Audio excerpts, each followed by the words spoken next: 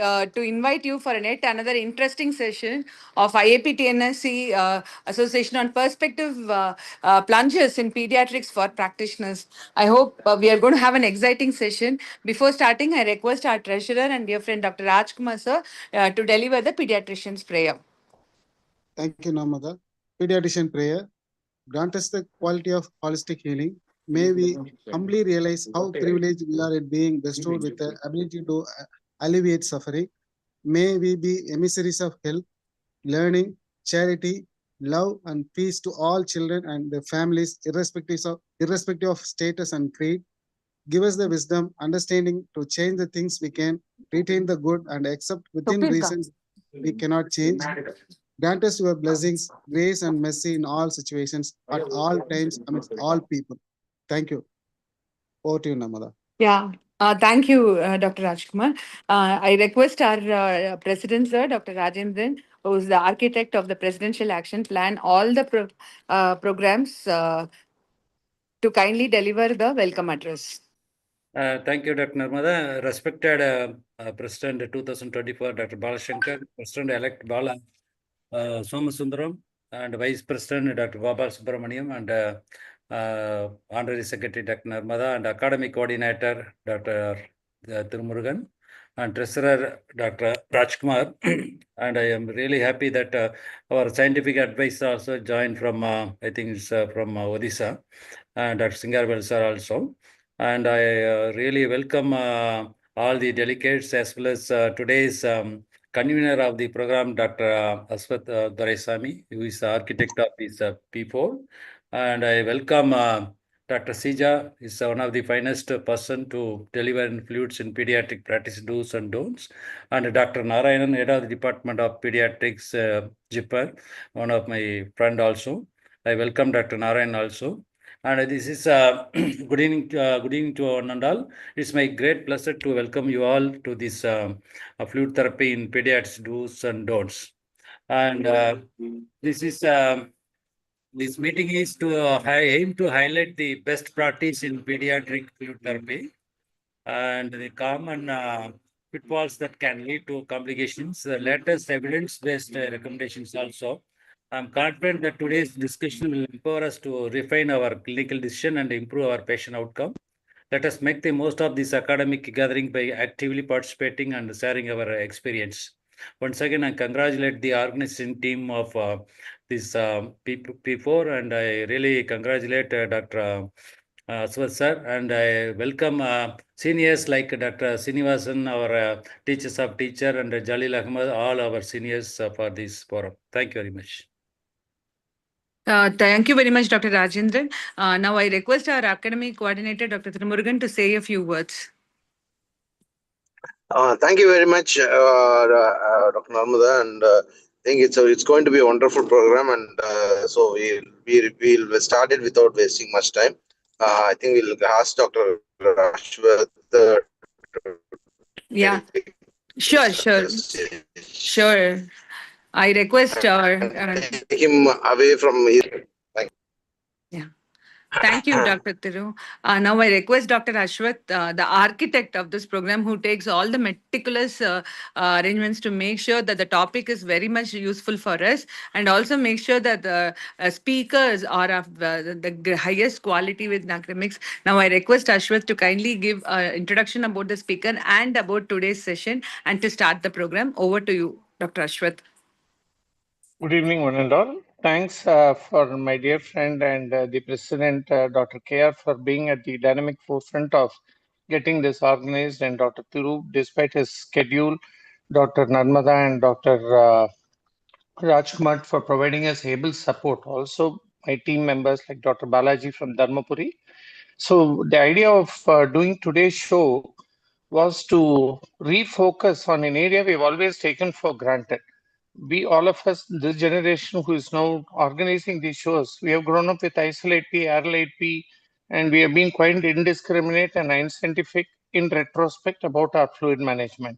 So now IV fluids and oral fluids are part and parcel of a pediatrician's armamentarium, both for resuscitation, replacement, and for maintenance fluids. So lots of new concepts, lots of exciting new ideas have come up in this field. So I thought I'll have the services of two of the best names available in this particular field. We have today with us Dr. Shija from SATS Thiruvananthapuram, who's an additional professor, is also an intensivist. Madam is a very passionate teacher and brings a lot of expertise and clarity to her presentation. So today I don't think it'll be any exception. So we are very happy to have you with us, ma'am. And we are also happy to welcome today as our co-panelist, Dr. Narayanan, who is a very, very familiar name to all of us in and around Japan and also South India and in pediatric critical circles. Both these speakers are very, very well known in the scientific field for the clarity, for the depth of their knowledge and their ability to keep it simple. So even though the topic may sound daunting, I'm sure at the end of the session, all of us will leave a bit wiser and handle fluids with a lot more confidence than we are right now. Without taking much more time, I request Dr. Shija to take over. We'll have a presentation from ma'am for the first 30 minutes, followed by a free-ranging discussion where we can have all our doubts regarding fluids in various health conditions as well as disease states discussed, and time permitting, we'll be able to wrap up the session with lots of important takeaways. Thank you once again, Team IAP TNSC, and thanks once again for my esteemed panelists for making themselves available today on a Sunday. Thank you. Ma'am, Shija ma'am, over to you, ma'am. So good evening, everyone. Thank you for the invite. I'm really thankful to IEP TNSC for the opportunity. So coming straight to my topic.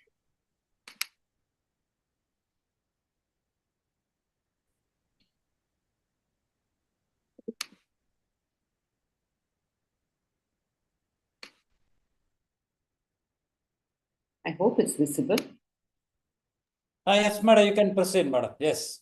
Oh, thank you.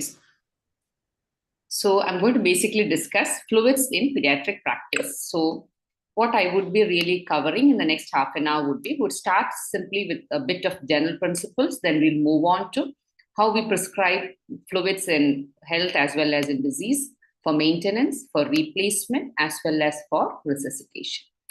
So starting with fluid therapy, we need to remember these two gentlemen. The number one was Dr.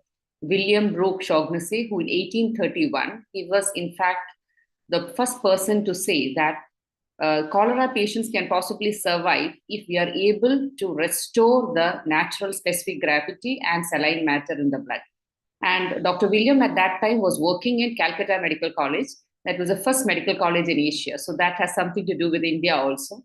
And 1 year later, Thomas Letta first tried an IV fluid resuscitation. In fact, he had first administered fluid per rectally, and naturally he failed. And then he gave the fluid through the basilic vein. And the patient improved initially. He has beautifully written how the resuscitation symptoms improved. But unfortunately, due to reappearance of dehydration because of persistence of diarrhea, the patient died. But the next patient survived. So that was a success story of fluids way back in the 1830s. From there, we have come to a stage where we are using fluids rampantly. But this is one sentence that we all need to remember, that it is the drug causing the most number of adverse events. So we need to use it very judiciously.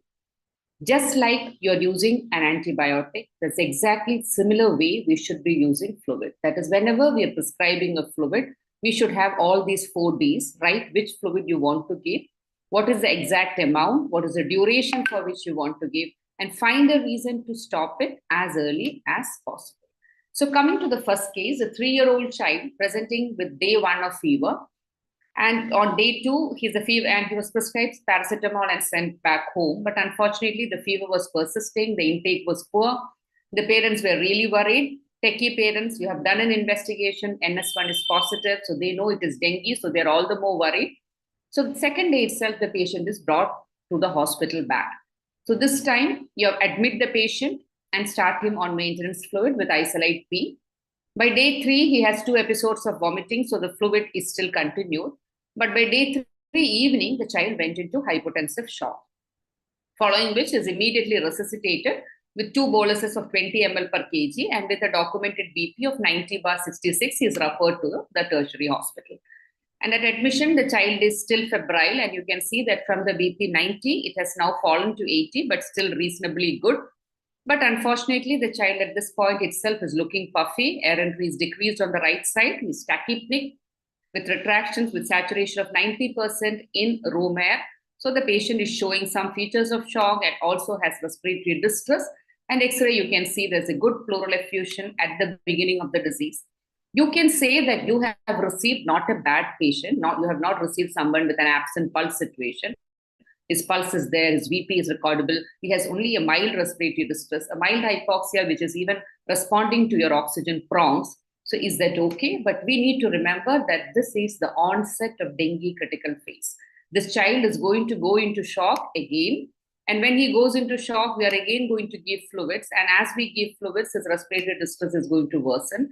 And as he worsens the respiratory distress from NIV, slowly you will land up in invasive ventilation.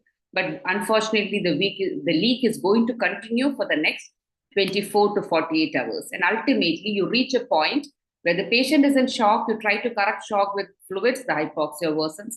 You try to manage hypoxia, and with very high ventilator settings, the shock is not getting controlled. So remember, when it comes to dengue, hypoxia, hypotension, and high ventilatory setting is a deadly combination. So always remember, we will not reach the shore just because we started early. Dengue complications cannot be prevented by preemptively putting a child on fluids when the child is coming to you in the febrile phase. So when a patient presents to you in febrile phase, encourage oral fluids, especially electrolyte-rich solutions, Kani water, ORS, or milk. Do not write IV fluids as far as possible, because whichever fluid you're using, even when you're using an isotonic fluid, only 1/3 is going to remain in the intravascular compartment. 2/3 is going to go to the interstitial compartment. And in dengue, the capillary endotheliopathy is so bad that what reaches the interstitium is going to get reabsorbed or decreased only after the leaky phase. So do not use IV fluids as far as possible in the febrile phase. But there may be situations where you may be forced to put fluid. For example, the child is having persistent vomiting, severe abdominal pain, not taking anything orally, urine output has come down. You may require to put a fluid, and even then use fluid only 1.5 ml per kg per hour. That means just enough. That is half the maintenance. That is exceptionally only for dengue, we say half the maintenance, to ensure that the urine output is maintained. Continue encouraging the patient to take orally. If the output is not good, definitely you can increase the fluid. But one more thing that has to be very much kept in mind, do not use hypotonic fluids. So that comes to the question, why do we start maintenance fluid? What are the goals? The goals of maintenance fluid is to prevent dehydration, prevent electrolyte imbalance, prevent protein breakdown, and prevent ketoacidosis. But we need to remember that all these does not happen completely. Yes, dehydration can be prevented, ketoacidosis can be prevented, protein breakdown and electrolyte imbalance can still happen when you put the patient on maintenance fluid. Always remember, when you're starting someone on a maintenance, he's only receiving 20% of the required calories. Our maintenance fluid does not contain protein, vitamins, or important minerals. So please do not prescribe fluid as a method of increasing or as a measure to improve the well-being. On the contrary, putting an IV cannula and starting with fluid may be a reason why the child goes in for an electrolyte disturbance, a sepsis, or a fluid overload. And every time we are keeping a patient empty, when the gut is empty, remember, gut is one of the places where local nutrition is important for the enterocyte health. And if you are not giving anything, then the mucosa gets damaged, the mucosal barrier is damaged, and gut is never a sterile place. Bacterial translocation can happen. So enteral route is always preferable. Every child on an IV maintenance fluid is going to lose 1% dry weight per day. So keeping that in mind, and what is the maintenance fluid you want to use? The recommendation is use a maintenance fluid that has a sodium concentration between 131 to 154. That means you do not want to use isolate P. It should be always isotonic. Maintenance fluid should contain normally a 5% dextrose and also potassium chloride, provided the renal function is normal. So common maintenance fluid that we use is either DNS with potassium chloride or plasmalite.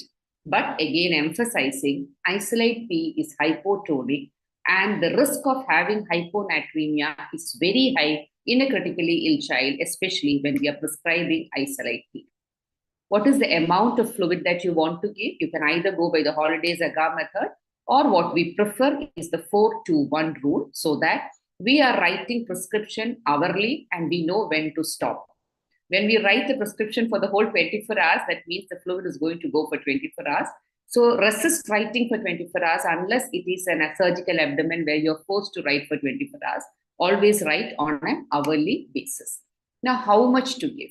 When it comes to maintenance fluid, the main goal is to replenish the anticipated loss from basal metabolism. In a normal healthy person, around 35% is lost from the skin and the respiratory system. While you breathe, your lung is humidifying and losing water. 60% comes out as the urine and another 5 to 6% through the stools. But remember, when your child is ill, be it meningitis or pneumonia, a significant proportion of our critically ill children definitely have non-osmotic antidiuretic hormone secretion, which basically means that the patient is not excreting the normal urine output, water, which normally any other child in health would do. So that is why all ill children, when you're prescribing a maintenance, it's only a 2/3 maintenance or 50 to 80% of the maintenance is what is recommended. And in case your patient is having an oliguria or polyuria, it is always preferable to go by the method of insensible water loss with urine output so that you are not overhydrated. And any child who is put on a maintenance fluid, it is important that you are monitoring the blood sugars, the RFT, electrolytes daily. So I tell my residents always that if you don't want to monitor electrolytes, then don't put IV fluid. If you put IV fluid, you need to monitor, so better not to put. And 12-hourly fluid balance and ideally a daily weight would be extremely good to know what is the fluid status, especially for the very young or very tiny babies. Now coming to the resuscitation part of this dengue child, remember dengue is like a boomerang. What you give, you get it back. So we need to remember that any extra fluid that goes in a dengue child, either that is going to have a problem in the leaky phase, in the critical phase with the respiratory distress and worsening status, or it hits back you in the resorption phase with pulmonary edema. So depending upon which state the patient has come to you, decide the rate of fluid. If it's coming with warning sign, you need only 6 ml per kg. A narrow pulse pressure, 10 ml per kg. A hypotensive shock, 10 to 20 ml per kg. Basic aim is you just want that urine output to be 0.5 to 1 ml per kg per hour. So give only that much fluid that is going to give you that urine output, nothing more and nothing less. So in dengue, crystalloids are the first choice. Persistent shock after crystalloid, definitely you can think of colloids. And do not use colloids as a maintenance. Limit colloids to 30 ml per kg per day and always find a reason to give a blood transfusion. The only exceptional situation where we try to find a reason to give a blood transfusion because blood saves, platelet doesn't. So this is a second case, a 5-year-old child, a common presentation coming to you with fever and vomiting. He has received pantoprazole and ondansetron already, not passed urine for the last 8 hours. There are no signs of shock, no hypoglycemia. So how do you want to manage this child? This is a very, very common scenario, and those 2 drugs written first is always written. So, but always remember that whenever you have a persisting vomiting, always rule out, try to find out the cause. Many a times, if you treat the cause, you don't require any further intervention. Look for meningeal signs, see you're not missing a surgical abdomen. Many times it may be a forerunner of a diarrhea. Ask when was the last stool pass. Keeping a suppository may just ameliorate the vomiting by bringing out a loose stool. And of course, a child with fever who has not taken food, and starvation ketosis can also be an important cause of vomiting. So do not forget to look for the urine acetone also. So vomiting is not the only reason why children come to you for losses from the body. You can have patients with diarrhea. You can have gastric aspirate, bilious aspirate, ileostomy leaks. There are so many ways by which fluids are lost from the body. So how do you replace these fluids? So you can see that the different fluids come from different sites. They have sodium of different concentration, potassiums of different concentration. So what is the real recommendation? The real recommendation is that in most situations, you need to give only normal saline with potassium chloride. And then you can monitor your electrolytes, and depending upon the electrolytes, you can modify the fluid that you are using for resuscitation, for replacement. Generally, for vomiting, we prefer normal saline with 10 mE 2 kCl because the gastric aspirate contains sodium, potassium, and hydrogen. The hypokalemia that you see in a gastric aspirate or recurrent vomiting is not exactly because of potassium loss through the vomiting, but potassium loss through the urinary tract. And so this is one condition where normal saline is definitely preferred. Whereas when it comes to bilious aspirate, or when you have diarrhea, or when you have a ileostomy leaks, in those situations, in fact, I would say ringer lactate or normal saline either can be used. That is what the guideline says. But I would in fact prefer for ringer lactate, because these are situations where bicarbonate is being lost from the body. So it's always better to use a fluid that has a source of bicarbonate. In ringer lactate, we all know that the lactate gets converted into bicarbonate in the liver. So that is why you prefer here. And as I already said, measure electrolytes and adjust accordingly. If aspirate is more than 20 ml per kg, replace ml for ml every 4 hours. So coming to the next scenario, a 4-year-old child was presented with fever and cough of 3 days duration. He's tachypneic and tachycardic as well as hypotensive. So basically you're dealing with a pneumonia with a septic shock. So now the question is, which fluid would you like to resuscitate this child with? An ideal resuscitation fluid is the one which causes a predictable and sustained increase in intravascular volume, whose chemical composition is same as the extracellular fluid. It's completely metabolized and excreted, and there are no metabolic and systemic side effects. In fact, this is a hypothetical fluid. You don't have such a fluid. So what do we commonly use? Yes, you do not have any role for those dextrose-containing fluid. The common fluids that we use is normal saline, ringer lactate, or plasma lye. And we know that normal saline is not really normal. It contains sodium on the higher side of 154. And it also contains chloride on the higher, that is 154. And especially in adults, normal saline resuscitation has been found to be associated with hyperchloremic metabolic acidosis, and hyperchloremia causes efferent arteriolar constriction, leading on to decreased renal perfusion, leading on to increased incidence of acute kidney injury. So multiple studies which have shown that balanced fluid, that is we meant by plasma light or even ringer lactate is balanced, but sodium is slightly less, is associated with improved survival, decreased acute kidney injury, and shorter duration of vasoactive infusions. But fortunately or unfortunately, multiple studies from children in the child population or pediatric population has not shown this advantage. So clinical outcome benefit is not clearly established in children, of course, but it is associated with less metabolic acidosis and better pH also. So we need to have further studies to really know which to opt for. So as a clinical tip, I would say that when it comes to resuscitation fluids, avoid ringer lactate in hepatic failure and inborn errors of metabolism, because here the lactate is not going to get converted to bicarbonate in the liver. In diarrhea, as we already mentioned, ringer lactate is preferred because it has a source for bicarbonate.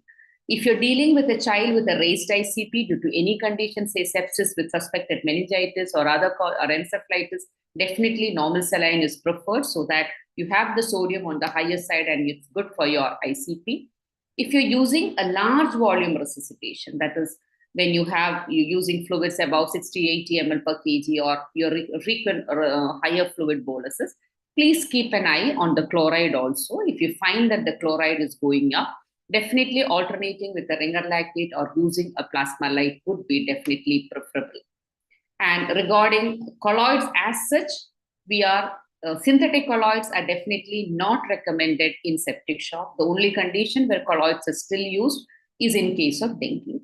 Regarding albumin, we always have a fascination to use colloids, thinking that when we're using crystalloids, only 1/3 is remaining in the intravascular compartment, 2/3 is going to the interstitium, and it is causing edema. So if we use colloid, less will go to the interstitium and there will not be any edema. In fact, In clinical practice, it doesn't happen because when you have conditions like sepsis with a capillary endotheliopathy, the colloid is also going to leak out. It is not the 3:1 ratio. It is in fact 1:1.4 ratio.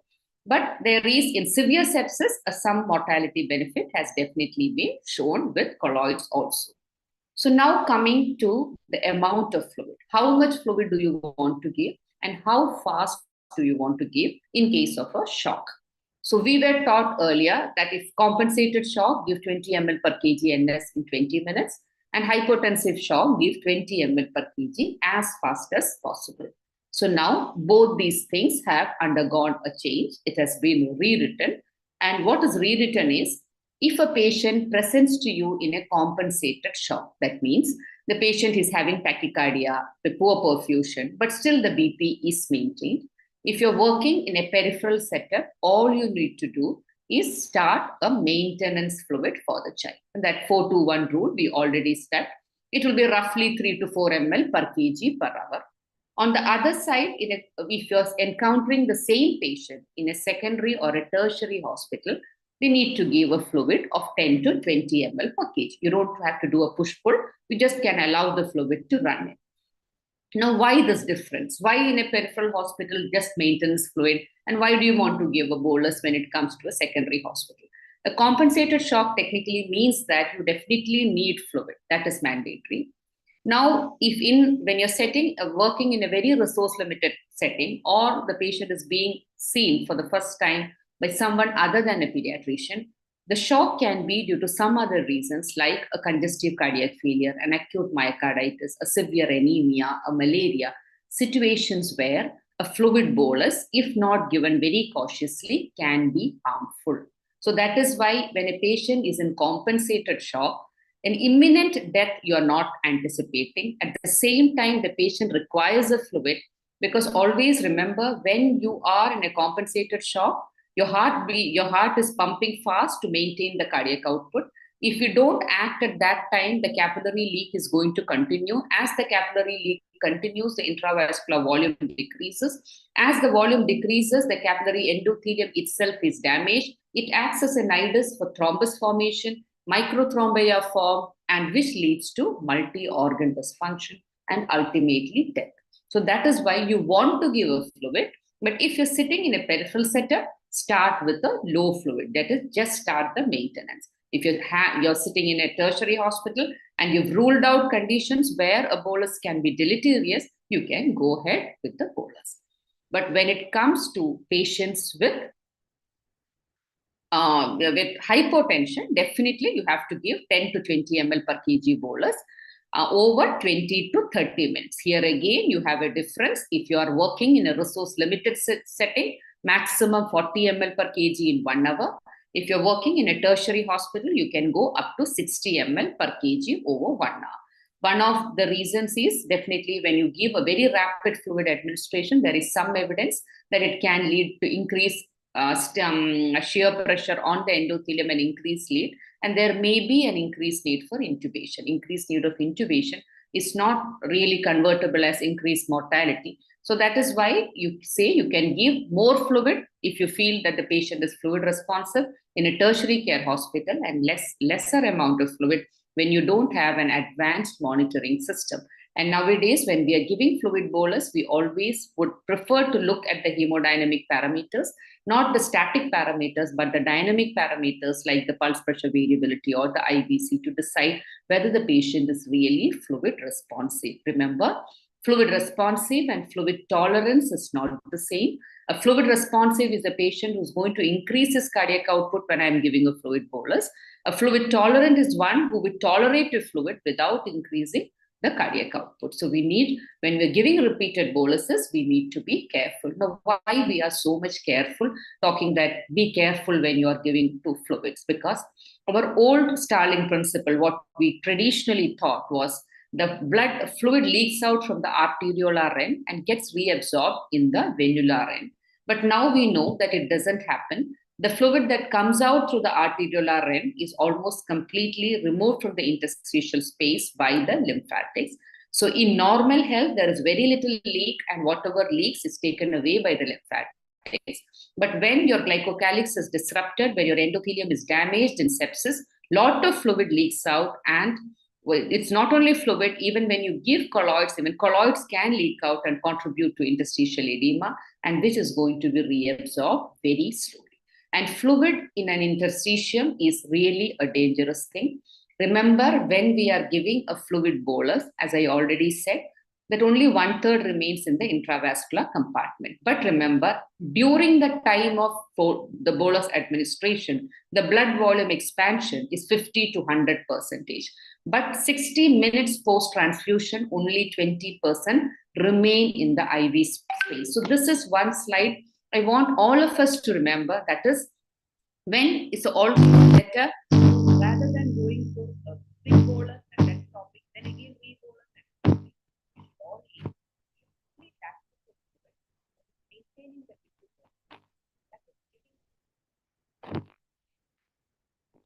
So give just that much fluid, which keeps the blood vessels open and perfuse your organs, not a drop more and not a drop less. Fluid overload, remember, it is not just a cosmetic that your child is looking rotous. Each and every organ in the body gets damaged by fluid overload, whether it is your lung, whether it is your heart, whether it is the cardiac output, everything comes down, the renal perfusion, everything comes down or worsens whenever there is an interstitial edema. So whenever we are managing a patient who requires a fluid resuscitation, always see to it that we are not overdoing it. So now coming to the next scenario, 8-year-old Kevin has met with a road traffic accident. He has a huge lacerated wound in the scalp, which is bleeding profusely. He's tachycardic and hypotensive. So that means basically you're dealing with a hemorrhagic shock. So what would you like to do right now? Would you like to give a normal saline bolus immediately, arrange for a blood transfusion, or check for the hemoglobin and decide whether the patient requires a blood transfusion or not, or start an inotrope immediately? So whenever you come across a hemorrhagic shock, remember that you have what is going to immediately kill the patient is not anemia, but hypovolemia. And the patient's BP falls only when 25 to 30% of the blood is lost. So hemorrhagic shock, always remember that considerable amount of blood has been lost. So restore the cardiac output first with normal saline. But please do not go on repeating the normal saline bolus, because what we have lost from the body is not just fluid. We have lost the RBCs, we have lost the coagulation factors, we have lost the platelets, we have lost the plasma. So if we are going to replace only with normal saline, it is going to cause dilutional coagulopathy, which means that finally the blood volume has increased, but the patient is anemic and coagulopathic, and he continues to bleed and he may bleed to death. So any child who's requiring a second bolus, please ask for an issue of blood, and do not use inotropes, because this is one condition we don't want the BP to go up, because increasing the BP with an inotrope may cause a clot to get dislodged and a rebleed can happen. So just maintain a low normal BP. Ensure that your organs are getting perfused. And if it is a massive bleed requiring more than 40 ml per kg of blood, then always preferable to go for 1:1:1, that is PRC, FFP, and platelet at equal ratio, so that you're not having a dilutional coagulopathy.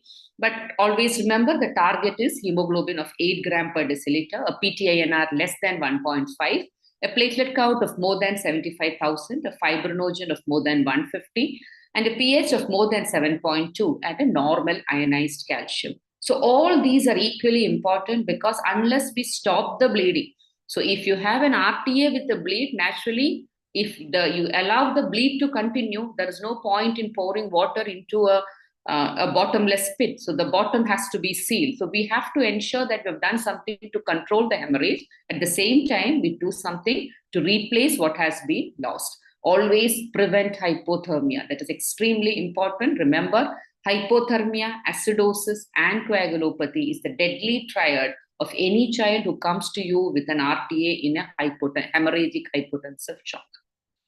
So now moving on to the last case, a 5-month-old baby presented with fever and loose stools of 6 days duration. Unfortunately, the child also had skin rashes of 6 weeks duration, and this is how the baby looked. That means we're dealing with a child with severe malnutrition, that is kwashiorkor. So whether you're dealing with a kwashiorkor or you're dealing with a marasmus, remember the signs of dehydration are extremely difficult to elicit because sunken eyes, loss of the subcutaneous fat, they have sunken eyes. The vitamin A deficiency, the eyes are dry. Your salivary glands may be atrophic, the saliva, the mouth is dry, and skin pinch will be prolonged because there is no subcutaneous fat, or when you have a child with a kwashiorkor and such a bad nutritional dermatosis, you cannot even check for the skin pinch. So it is very, very difficult to understand the hydration status of a child with malnutrition, with or without edema. The best way to know whether your child is dehydrated or not is to check the weight of the child. Because if you know the pre-diarrheal weight, the weight loss is the best indicator whether the patient is in dehydration or not.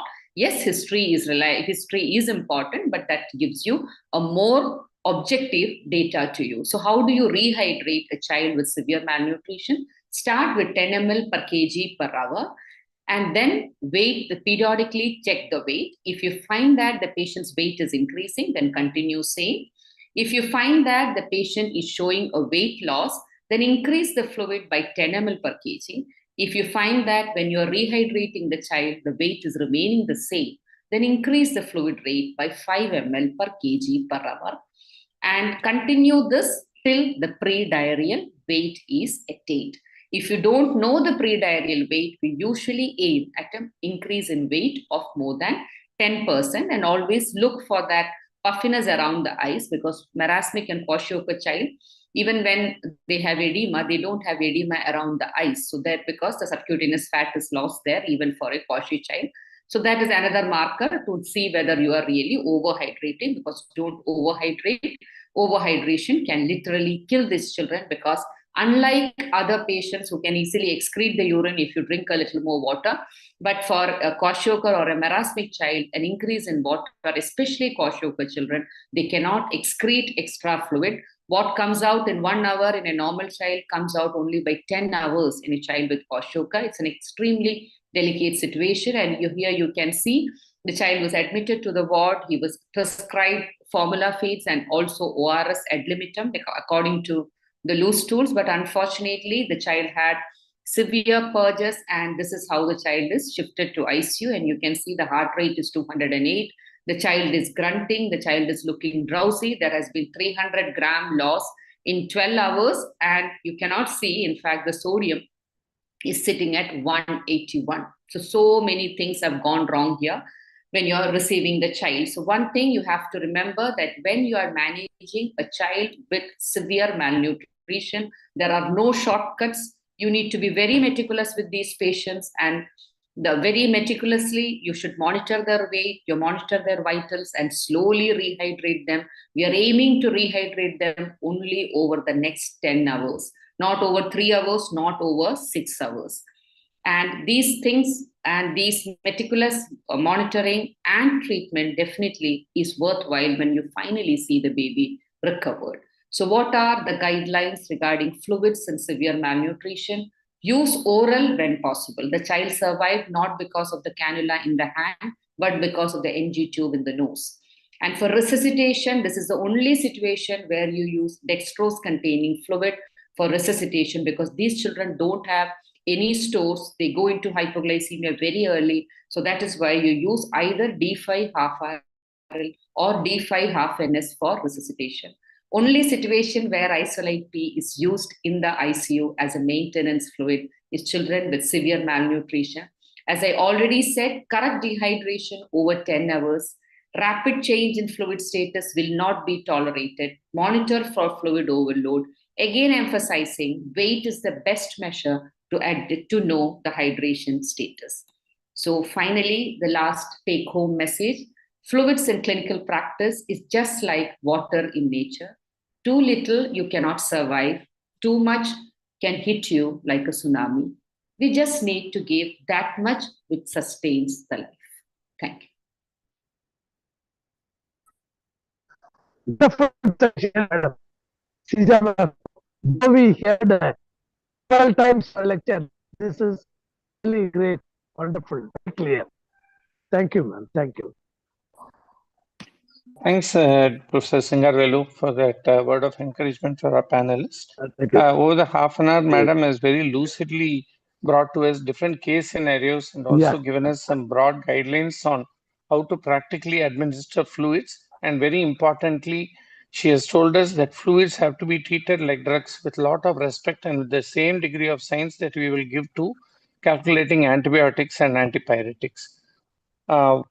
We will probably give Madam a couple of minutes of rest before we start peppering and bothering her again. We have a couple of questions which pediatricians have shared with me to be posted to the panelists. So, Dr. Narayanan, if you're comfortable taking a couple of questions while we allow Madam to rest a while. Yes, of course. Lovely. Anyway, that's an excellent talk, madam. We really enjoyed your talk. Lovely, sir. Lovely start to the session. So, Dr.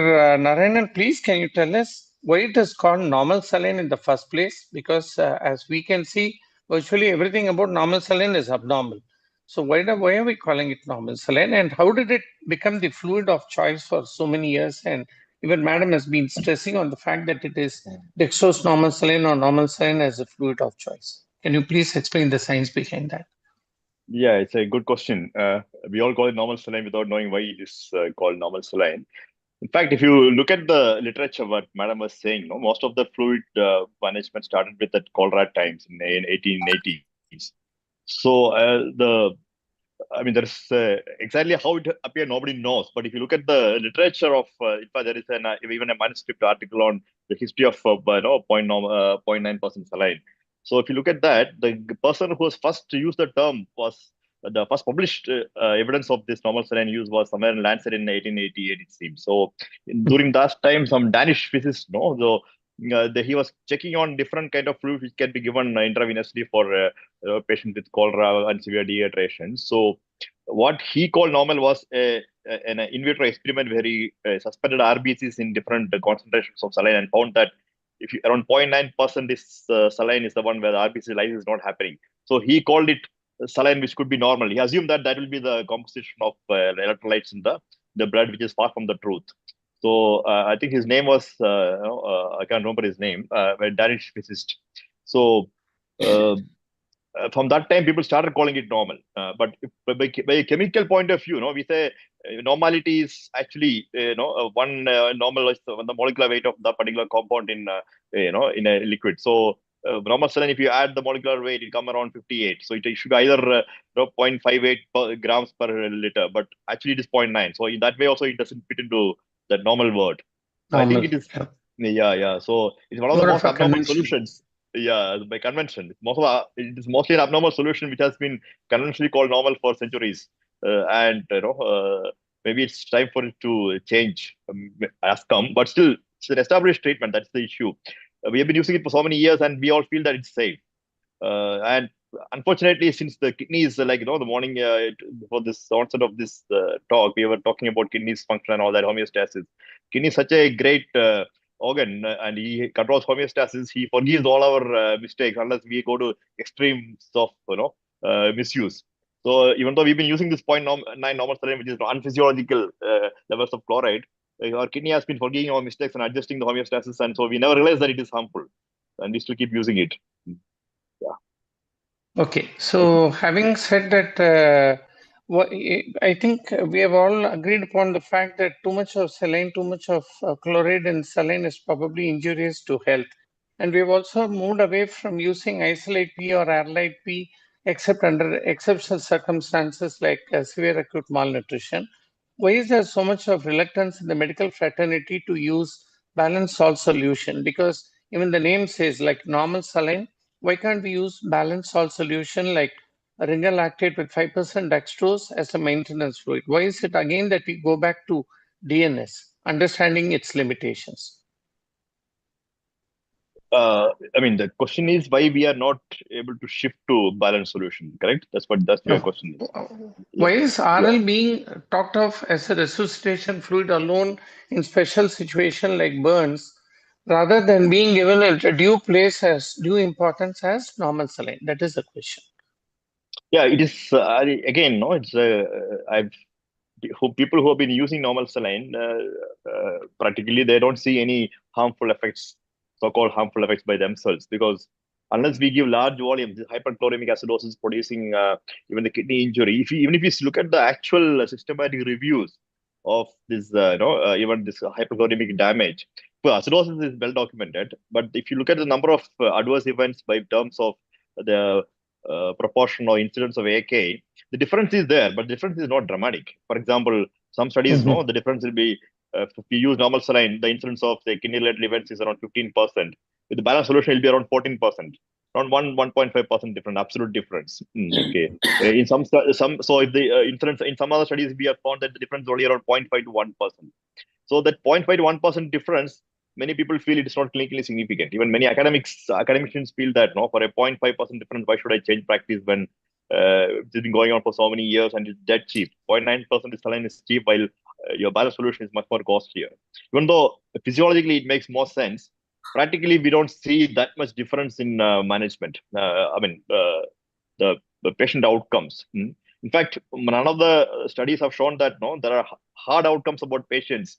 There are not much difference between these solutions. It's all because of kidney is able to adjust. We may be straining the kidney without realizing that we are straining the kidney, and actually patient is doing well. I think that is the primary reason why people are not changing over, because they are not convinced in their practical experience that it is producing too much of a problem. Maybe that's why. Even though recommendations, most of the academic bodies, the standard guideline recommendations, including European or American, they all suggest that you should switch over to balanced solution, but the evidence is not very strong, especially in pediatrics. For you can't make an evidence-based recommendation to shift, because when you do a systematic review or a large study, the differences are very, very minute. So that's one issue. Well, thanks for that explanation, Dr. Narayan. You used the word balanced salt solution. Can you elucidate? Can you tell us, because we are hearing this term plasmalate now and then in academic circles, is balanced salt solution the same as ringal lactate, Hartmann's, plasmalate? Are they different, or are they all similar physiologically, only with different names? When do we use these solutions as a preferred solution compared to normal saline?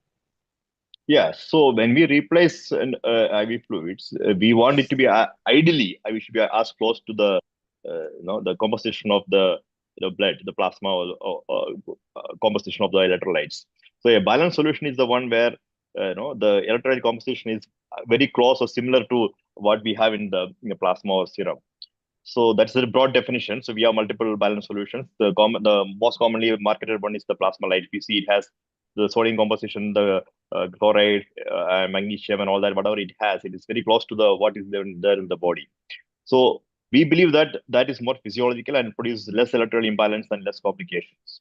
So, but practically, when you do large studies, we are unable to demonstrate any clinically relevant outcomes, like say survival or anything more than that. Even the pediatric studies on balanced solution have shown that the only clinically relevant outcome where it showed some difference, balanced versus unbalanced solutions, was that some duration of hospital stay is slightly less with balanced solution.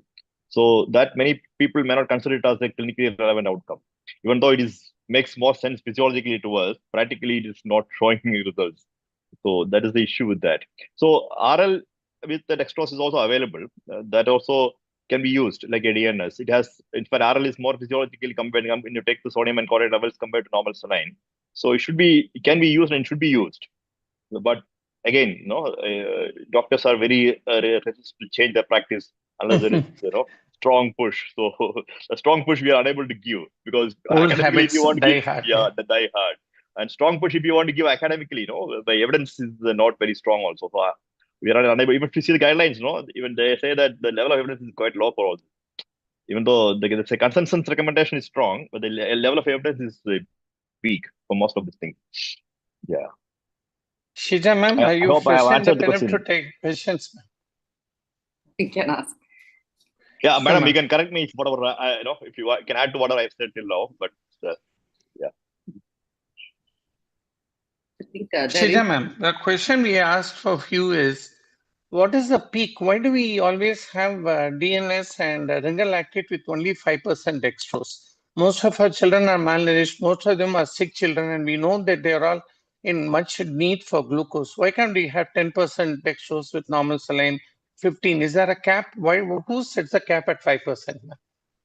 Okay, so I think in my presentation, I said that it provides only 20% calories. So that makes sense, your question. But the fact is that during most of the time in RNA infection, our counter-regulatory hormones are also acting. And most of our septic patients, you would rather find them hyperglycemia rather than hypoglycemia.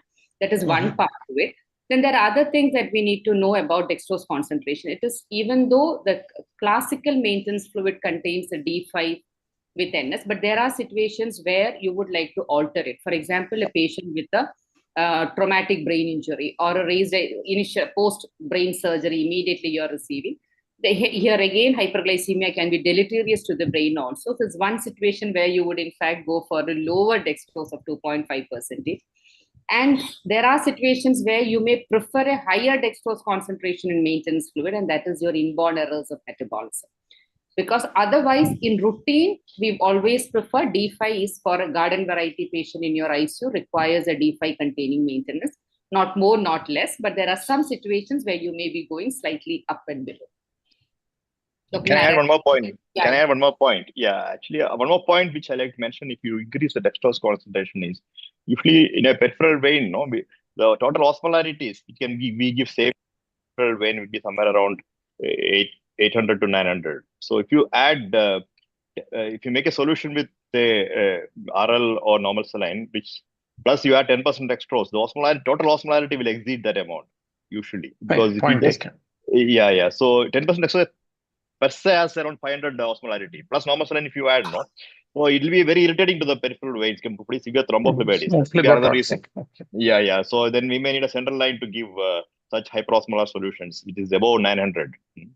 So, but what is the actual reason of the fall from grace of isolate P? Madam came down very heavily on isolate P, except when she salvaged its pride, saying that it can be used in children with severe acute malnutrition. Why does hero to zero status for 1/5 glucose saline? Can you please explain to us the fall from grace of isolate P or arylate P?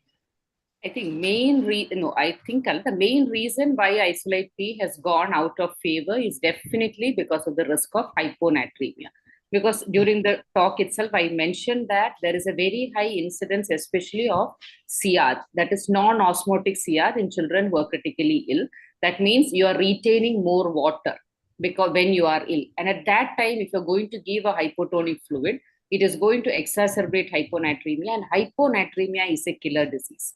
So there should not be any doubt about that in a critically ill child, hyponatremia is something that you want to prevent at any cost. So definitely, ISOP is something that we would not be recommending for a sick child. And otherwise also, we are giving only 2/3 maintenance.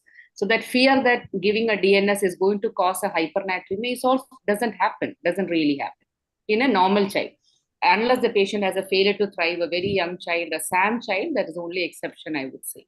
Hyponatremia is the main reason why ISOP is not recommended. Yeah. Ma'am, Dr. Neeta has, sorry, Dr. Narayan. Yeah. So exactly, I agree with what Madam has said.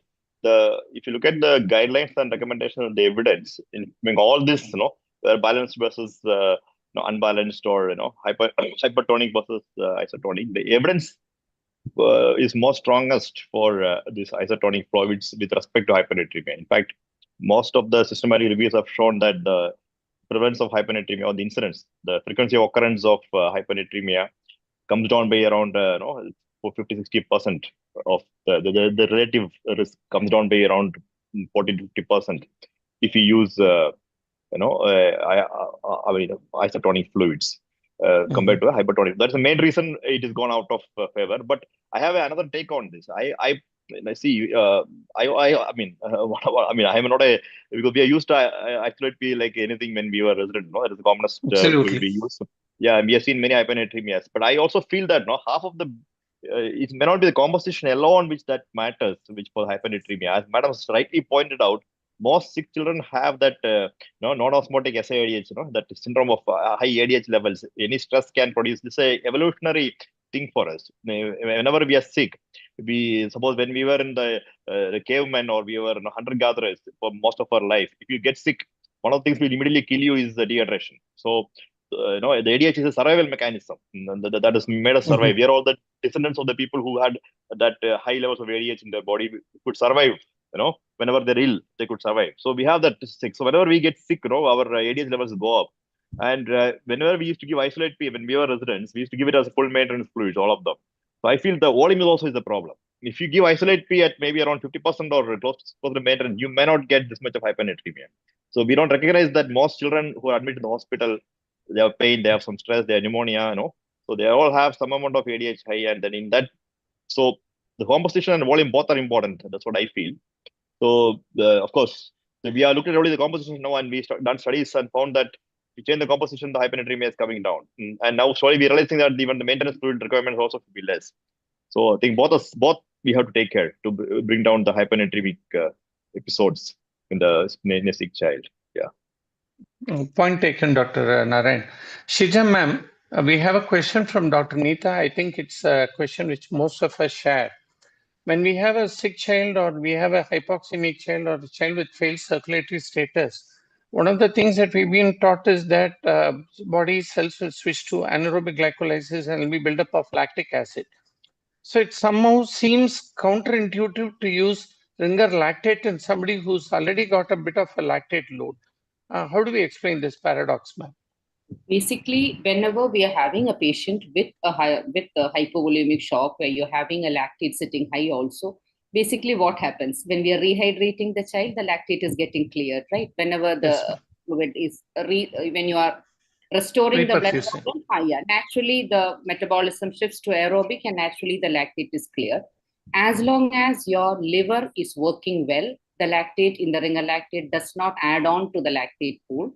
Rather than it adds on to the bicarbonate pool. So we need not be worried if our liver is working well to use NR.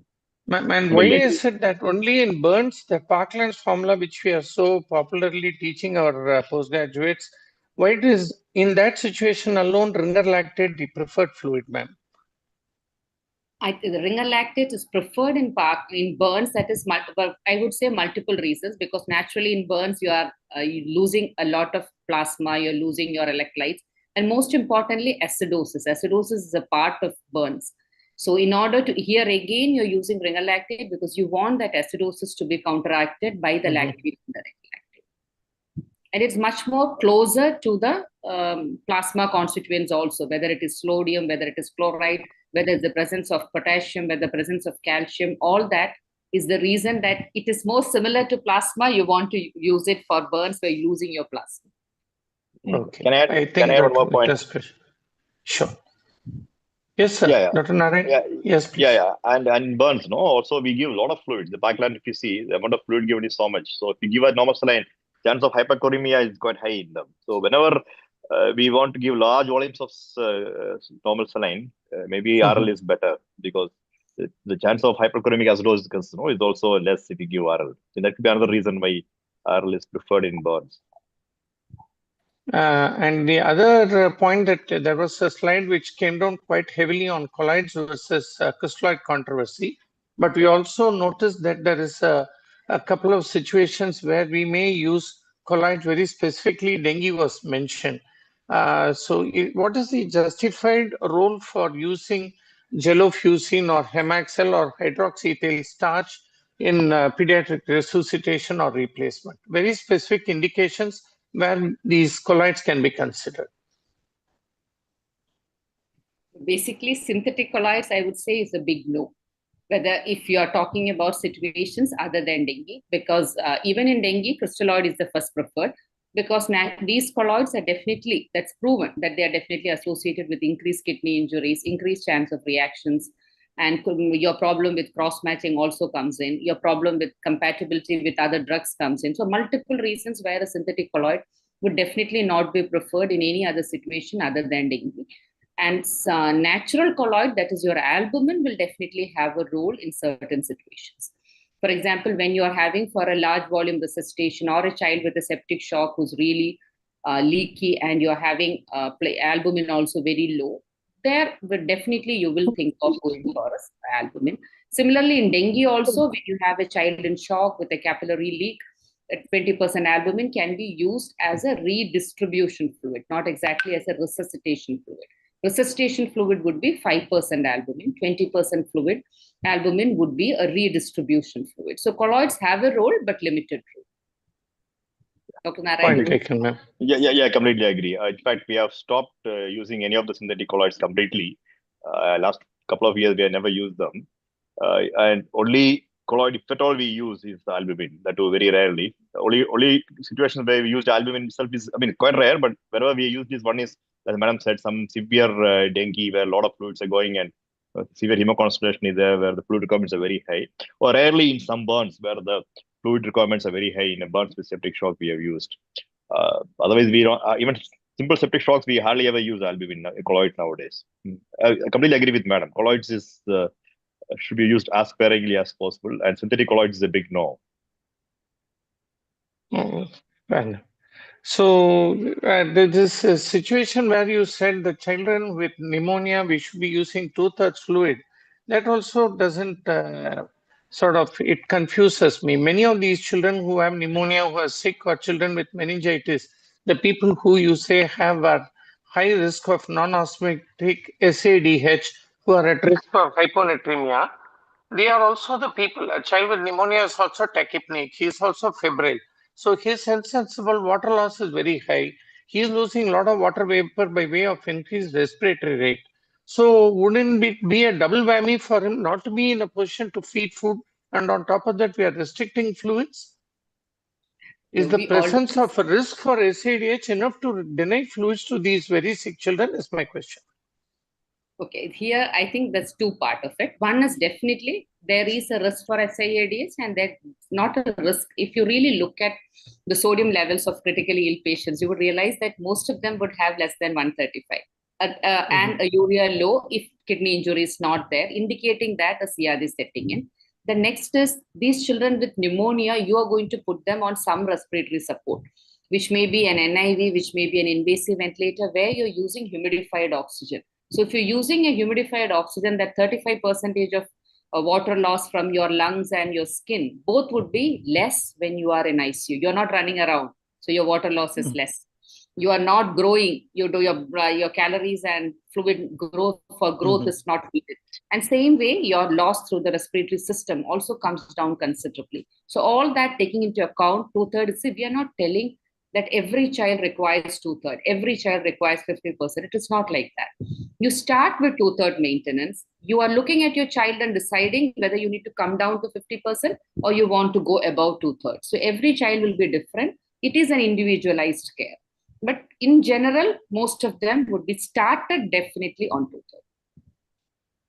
A point taken, man. Thank you. I completely agree with Madam on this. Dr. Narayan, can you please tell us, because a lot has been written about the initial fluid resuscitation of children with diabetic ketosis. On one side, we have a very, very dehydrated acidotic child in shock, where our hands are itching, especially the first year PG wants to really squeeze the bag and give 60 ml, 70 ml bolus. On the other side, we have been told repeatedly that giving too much of fluids over too short a time will cause cerebral edema. I mean, can you please explain? You have severely dehydrated child who is tachycardic and who is acidotic, and yet you are advised to go slow or go easy on the fluids. Is there a physiological rationale for this? What would be the ideal fluid, and at what rate should we be correcting the children with dehydration? Very specifically in the setting of DKA. Yeah, so DKA is a unique situation where, along with dehydration, we have severe hyperosmolarity. So the main reason why we are bothered about dehydration is that dehydration can lead to poor perfusion, and so it can harm. That's the reason why we want to give correction very fast. But in DKA patients, they develop this process over a couple of weeks in most patients, and they significantly have hyperosmolarity. The hyperosmolarity actually shifts the fluid from the intracellular compartment to the extracellular compartment. So actually, if you hardly ever find a severe DKA who has any signs of anaerobic metabolism. We hardly ever find having any increase in lactate. So their perfusion actually is maintained at the cost of intracellular dehydration.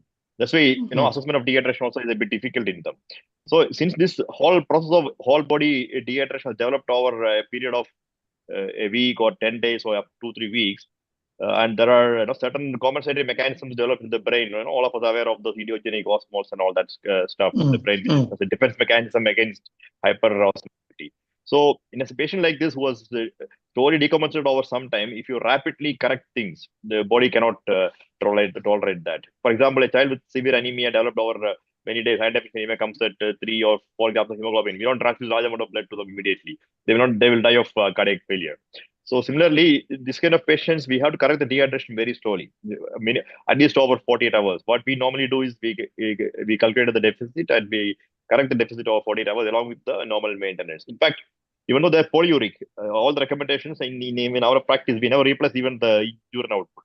We just calculate the fluid deficit and the maintenance fluid for the next 48 hours and correct it over 48 hours. In fact, what indicates one situation where there is a very good protocol is available. Most of the different guidelines, if you see, they're more or less similar.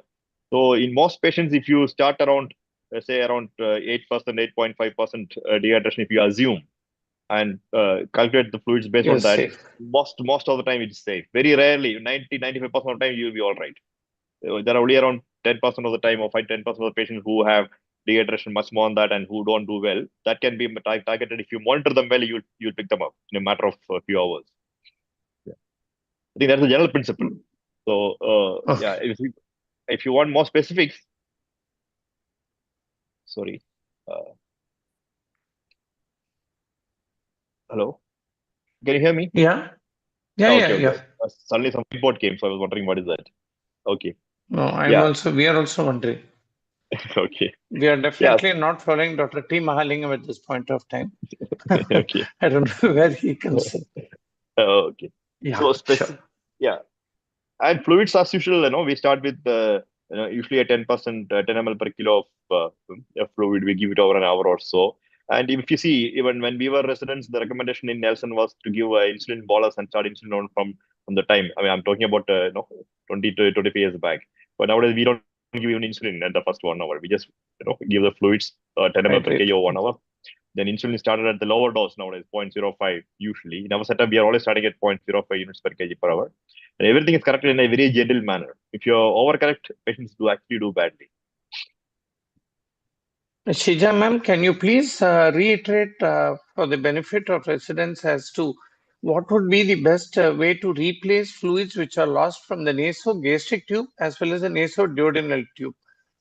Let us take the example of a child who's had a idiopathic hypertrophic pyloric stenosis who is given a brief period of NPO and he's got say 50-60 ml of nasogastric aspirate as compared to a child who's had an ileal atresia or a child who's got a more complex, let us say an intersusception which is gangrenous and the child is putting out copious amounts of nasoduodenal fluid. It's bilious. Would the rate of fluid replacement or the choice of fluids be different in these two, ma'am? Okay, basically, whenever we have a nasogastric aspiration, that means a classical example is definitely a hypertrophic pyloric stenosis with recurrent vomiting. Mm-hmm. What we are really expecting is a hyponatremic, hypochloremic metabolic alkalosis, hypokalemic metabolic alkalosis, because you're losing sodium, you're using hydrochloric acid from your stomach. So naturally, you're using acid from the stomach and you're becoming alkalotic.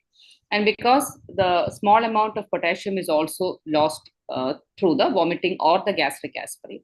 So here you would definitely prefer a normal saline with the potassium chloride as the replacement. And even though when we say, because if you want the sodium to be replaced, you want the hypokalemia to be corrected, and you want the alkalosis to be corrected. So all this would get corrected by simply using a normal saline with potassium chloride. But keep in understanding also that we need to monitor the electrolytes periodically and make minor changes as needed.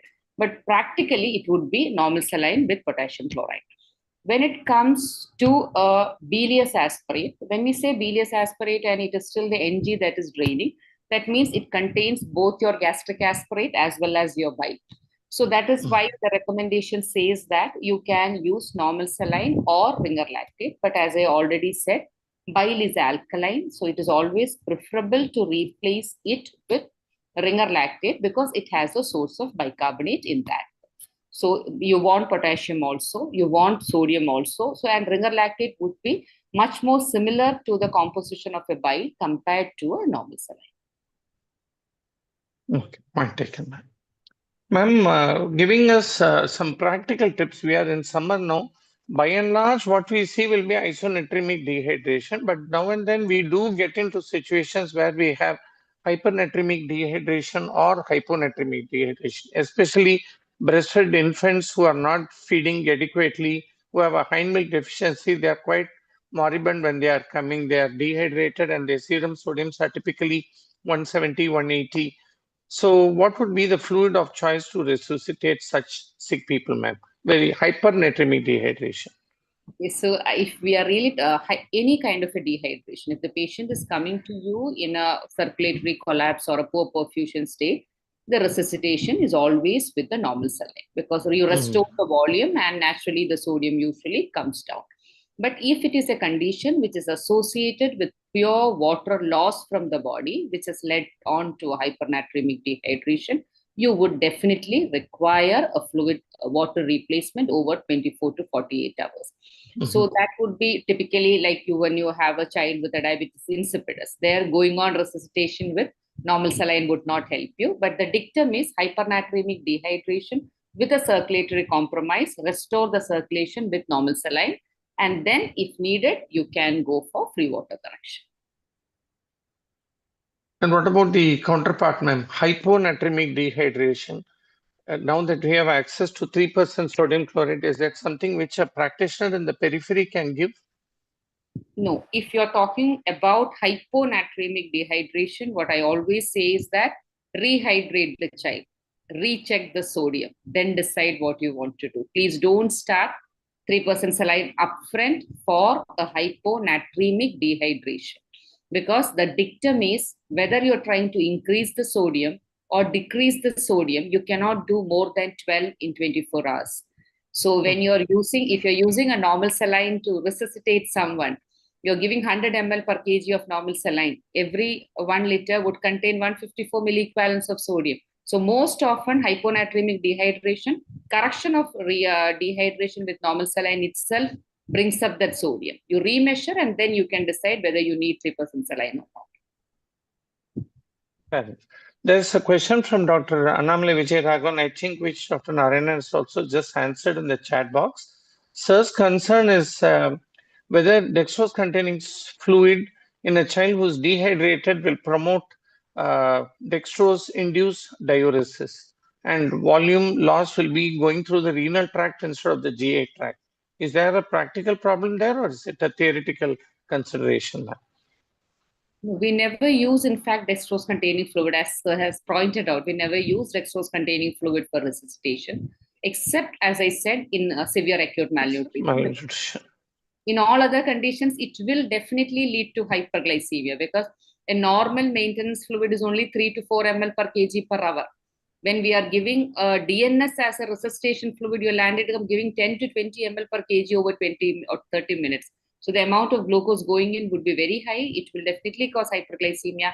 Hyperglycemia will, once it is above the renal threshold, it will definitely increase the urine output and delay the shock correction. So dextrose-containing fluid for normal resuscitation is never recommended. You pointed out right, sir. Is there a special situation where we can use half normal saline, ma'am? In the example which you said, child is coming in a state of hypernatremia, but the child is sick. So you've given a volume correction. You have resuscitated the child with 1 or 2 boluses of normal saline, and we have a value of 170. Is it now a situation where it is safe to use half normal saline, or would this situation also warrant the DNS? No, it would, whatever it is, we need to look at the rate of fall of sodium. So if your sodium is falling very rapidly, then you may stick on to NS. If your sodium is not falling at all, then you will definitely change to half NS. Now, this half NS situation would also arise, many times it does arise, when you're handling very small babies, less than 6 months, with failure to thrive. You cannot really put them under the SAM, but still they are very tiny babies and you're requiring too much of continuously putting them on maintenance. There is a population which goes for an increase in sodium. In that population, definitely we would go for half NS. That means euvolemic hypernatremia, especially secondary to NS administration, we would definitely like to come down to half DNS. Okay, ma'am. Thanks to both the panelists for answering all our queries so patiently. We have come towards the end of the talk. We just want the panelists, because they are such giants in their field, and because there is so much of market pressure to have fluids which are falsely labeled as ORS in summer. Many of these children are now thinking it very fashionable to drink these Tetra packs containing too much of glucose, which is being mislabeled as ORS, ma'am. Can ORS be used to prevent dehydration, like a febrile child who is refusing to take water, but he is very happy to drink from a straw in a container, Tetra Pak with a fancy fruit photo on it? Is that an acceptable thing?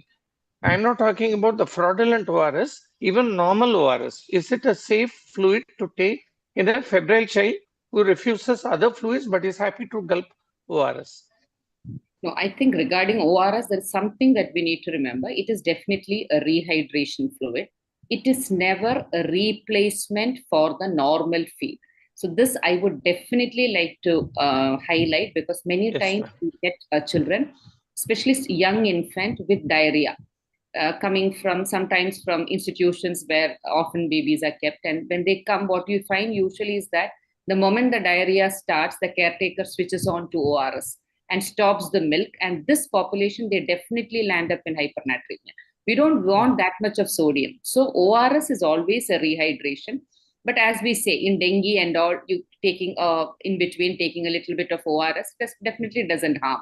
It is good. But replacing your feed and going to ORS can never be recommended. I think Dr. Narayan, you want to add something there? No, ma'am, I'm agree with you. Why should you deprive a child of a normal feed just with the fluid containing ORS unless there is a dehydration? Yeah. And a word of caution about this Tetra packs which contain pseudo ORS. Yeah, of course, they contains, in fact, they can be even be harmful, because the high sugar containing things can also produce osmotic problem, and if we can make the diarrhea worse. Absolutely right. So I think we have taken a lot of time from the panelists. We cannot express in words our sincere gratitude on behalf of AAP TNSC under the able guidance of Professor Singaravelu, who has been our guiding force in the scientific deliberations and making sure that the practicing pediatricians' time is well utilized in attending to these lectures, which are focused primarily on improving practitioners who are not having access to high quality academic discussion for very many reasons. So I take this opportunity to once again thank IAP TNSC for making this platform available, and both our panelists for being extremely patient and very lucid in their explanations for all our doubts, most of which might have been very silly. But we are very happy that all our questions have been answered. Any concluding remarks from Professor Srinivasan, Dr. PRC, Dr. KR, Dr. Narmada, Dr. Thiru, anybody who wants to chip in, Dr. Jalil, any of the seniors? So it's a really wonderful program, and I think it's both Dr. Sija as well as Dr. Narayan spoke very well, and also that really useful for our practicing pediatricians as well as PGs also. Really thankful to Dr. Narayan as well as Sija. Thank you very much. Thank you. Thank you. Thank you. Thank both the panelists for the excellent deliberation and answering so patiently on all the clinical situations, madam, which we face in our practice. Absolutely correct. That is more the thing. The only doubt I had, Ashwat, was how about the plasma light being available? Cost also. Because whenever we ask in the peripheries, no, madam, normal saline DNS will I get. think you should stock it. If you're doing resuscitation, I think it pays for our IP pharmacy to be well stocked up on situations. But we are not getting the half these... normal saline and all that so frequently like we get the other fluids. Compared to what is in the periphery, we have tried stocking. Sometimes we get the stock, sometimes it's not there. Then the nurses again resort to the same, the isolate P, which is easily available. So that's something which we have, which I don't know whether other people are facing it. I found here in Vellore, maybe the institutes have, I don't know, but we are facing the difficulty here to get the.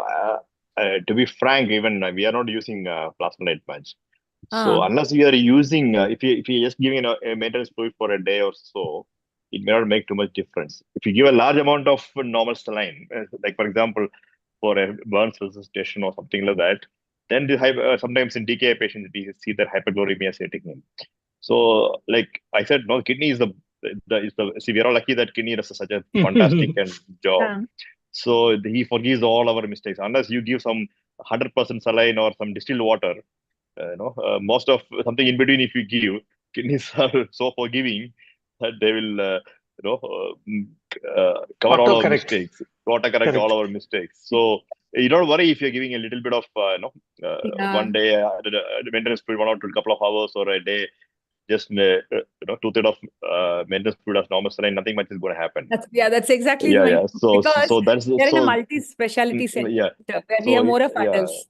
In So such situations, even in such situations, studies have shown that plasma light has no advantage because none of the outcomes of all. All the studies, large number of studies have shown that there is not much difference, except for some mild decrease in the duration of stay. But if you're giving large amounts of normal saline, it's like a resuscitation, then maybe switching out to plasma light after some time makes sense. Okay. because we So, do not manage such cases like in a secondary level fine. care and not So a then tertiary. Then getting admitted only for a PUO or the ketonuria which you discussed. So that's the only condition we are getting most commonly. And then to stock this much amount doesn't really happen practically. So yeah. So my suggestion is to don't bother. Okay. Unless Thank you. Please go to the pharma people or to the corporate hospital, because most of the nurses are registered isolate M and isolate P. Correct. Periodically, you visit the pharma, see that isolate P and M is replaced. Replacement fluids. Yeah, we go, Ashwat. The problem is if it's a pediatric specialty hospital, it makes sense. But when it's a multi-specialty and your rate of admissions might be, 40 to 50 pediatrics per month, then wherein we do not give maintenance fluids so much and admitted only for other conditions, it really is very difficult practically. That's the thing. Yeah, thank you. I think we can conclude it. Actually, Dr. Thirumurugan, Thuru? Thank you very much, sir. Vote of thanks. I think we have had a fantastic session. Again, another blockbuster choice of panelists who have Srija has done a fantastic job. I don't know if somebody could have made it even more simpler, and the inputs from both Dr. Srija and Dr. Niran was incredible, and I'm sure very useful. Going back to the YouTube and having a look at it again, listening to it maybe a couple of times before getting the full gist of the management. And I thank Dr. Ashwath for specially choosing this topic because when we had an initial chat, he was telling this is something that's very important. So it's probably something we should work on. And I'm very happy that we were able to achieve the aim with what we started. So thank you very much. And my special thanks to Dr. Rajendran, our president, for coming up with this kind of programs. And once again, thanks for every participant who has been part of this and making it another, overflowing session. Thank you very much. Good night. Thank you, ma'am. Thank you, Narayan sir. Thank you and good night. Thank you. Thank you, Ashwath.